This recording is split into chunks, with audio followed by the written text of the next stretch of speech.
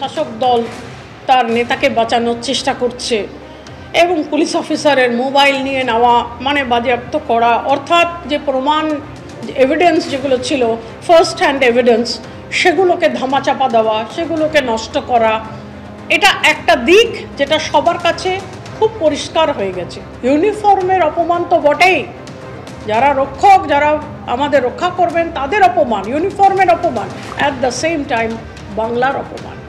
বাংলার অপমান কেন? বাংলার একটি ছেলে তার পরিবারকে ছেড়ে, সবাইকে ছেড়ে, ইউনিফর্ম পরে এক জায়গায় সমাজকে বাঁচানোর জন্য, সমাজকে ক্রিমিনাল মুক্ত করার জন্য সে যে চাকরি করছে, আজকে তার পরিবারকে নিয়ে, তার বউকে নিয়ে, তার স্ত্রীকে নিয়ে যে ধরনের জঘন্য কথাবার্তা বলা হচ্ছে এবং কোনো senior officer DG West Bengal intervention নেই, কোনো বক্তব্য নেই, কোনো কড়া হুঁশিয়ারি নেই।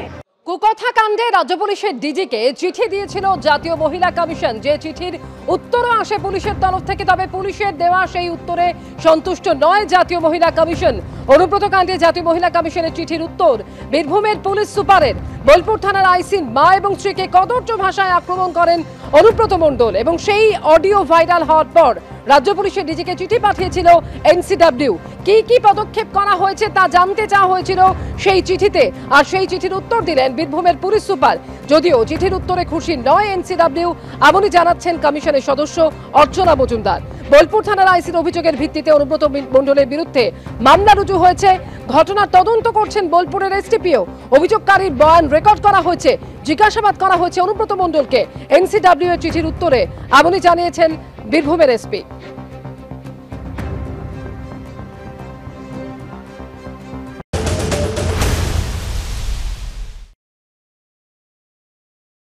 এবং 72 ঘন্টার আগেই আমাদের কাছে উত্তর এসে গেছে বাই এসপি বীরভূম। একেবারেই সন্তুষ্ট নই।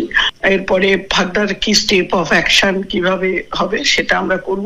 এবং উনি অসুস্থ ছিলেন, দুবার নোটিশ করে আসেননি, তারপরে উনি মেডিকেলের ফিট হয়ে উনি এসে কমপ্লাই করেছেন। তাদের 2 ঘন্টা ধরে না 1 ঘন্টা ধরে কত একটা টাইম মেনশন করা হচ্ছে, সেই সময়ের মধ্যে তাদের ইন্টারোগেশন কমপ্লাই করেছে এবং they said they are working on it. Time to time যেটা ডেভেলপ হবে তারা আমাদের জানাবে। কি কারণে এফআইআর রেজিস্টার করে নোটিস করে অ্যারেস্ট করা হলো না, বা তার ফোন কেন সিজ হলো না, বা উনি কোন অবস্থায় বলেছিলেন তার আশেপাশে, সমস্ত ব্যাপারগুলো, এটা যেহেতু মহিলাদের সম্মান এবং সুরক্ষার প্রশ্ন দাঁড়িয়ে আছে সারা দেশের, এটা কোনো অফিসারের স্ত্রী বা মায়ের নয়, এটা পুরো বাংলার মেয়েদের একটা ছোট করা, হেয় করা। সুতরাং আমাদের commission they are very serious about this, এবং এর উপরে যাতে এরকম কথা বলে কেউ আইনের ফাঁক ফোকর দিয়ে বেরিয়ে না যায় সেদিকে আমরা তীক্ষ্ণ নজর রাখবো এবং আমাদের যা সিস্টেম যা করার সেটা আমরা করবো। জাতীয় মহিলা কমিশনের সদস্য অর্চনা মজুমদারের বক্তব্য শোনালাম আপনাদের। জাতীয় মহিলা কমিশন রাজ্য পুলিশের তরফ থেকে যে চিঠি দেওয়া হয়েছে সেই চিঠির উত্তরে সন্তুষ্ট নয়। এর আগে 72 ঘন্টার মধ্যে অ্যাকশন টেকেন রিপোর্ট তলব করা হয় এবং যে চিঠি এনসিডব্লিউ এর তরফ থেকে রাজ্য পুলিশের ডিজিকে দেওয়া হয়েছিল সেই চিঠিতে উল্লেখ ছিল সরকারি আধিকারিকের মা এবং স্ত্রীকে নিয়ে কটূক্তি, এমন আক্রমণের পরেও কোনো ব্যবস্থাই নেওয়া হয়নি। গোটা সমাজ, বিশেষ করে মহিলাদের কাছে কি বার্তা যাবে? এই ঘটনা অত্যন্ত উদ্বেগজনক। এই ধরনের নিষ্ক্রিয়তা পুলিশের মনোবল ভেঙে দেবে।